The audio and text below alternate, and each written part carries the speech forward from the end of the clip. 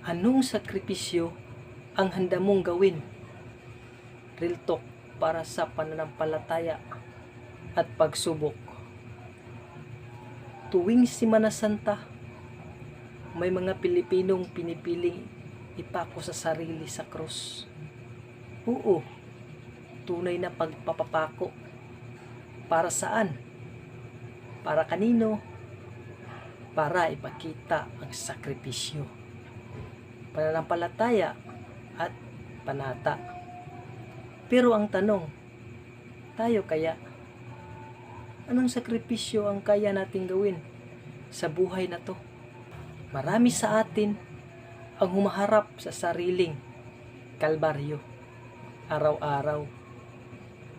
Yung tipong gigising ka ng maaga para magtrabaho kahit pagod ka na. Yung pinipilit mong ngumiti kahit binubugbog ka na ng problema. Yung nilalabanan mo yung lungkot, pangungulila, at kawalan ng pag-asa mag-isa.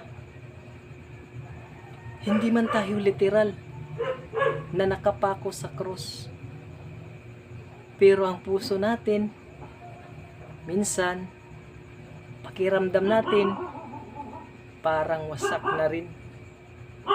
At ang masakit pa, yung mga sakripisyong ginagawa natin, minsan, walang nakakakita, walang nakakaramdam.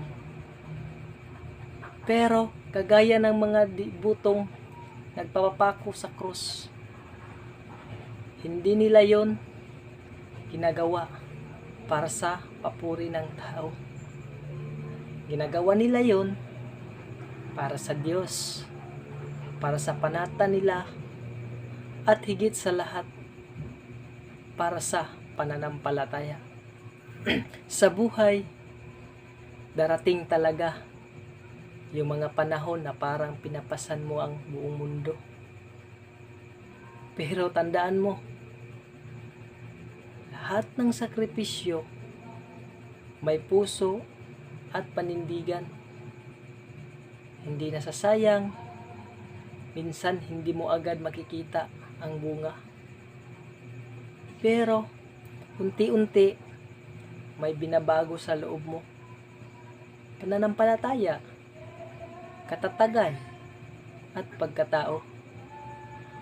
Ang tunay na lakas, hindi yan nakikita sa laki ng katawan o ingay ng salita.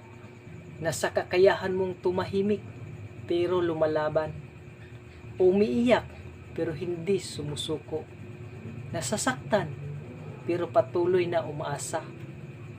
Tanungin mo sarili mo ngayon, anong sakripisyo ang kaya mong gawin para sa pangarap mo, para sa pamilya mo, o para sa sarili mong kapayapaan? Kung kaya mong pagdaanan ang hirap, darating din ang ginhawa. Kapatid, hindi ka nag-iisa. Kung pinapasan mo ngayon ang krus ng buhay mo, tiwala lang, may muling pagkabuhay din na darating para sa iyo. Kaya habang lumalaban ka, huwag mong kalimutan, para sa mga taong may paniniwala at panindigan, may gantimpala. At kung gusto mong may araw-araw kang lakas ng loob at gabay, like, subscribe, at share mo na to. Dahil sa channel mo na to, hindi ka lang makikinig, makakaramdam ka hanggang sa susunod na Real Talk. Ako si Mark Anthony, at hindi ka nag-iisa.